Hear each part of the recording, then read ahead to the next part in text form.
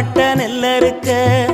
கால் கடுக்க நீ நடப்ப எனக்கு நெல்லு சோறு பொங்கி தந்து நீச்ச தண்ணி நீ குடிப்ப மாத்தி கட்ட இல்லாம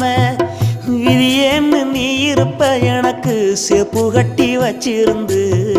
புது துணி நீ எடுப்ப எனக்கு தலைவலின்னா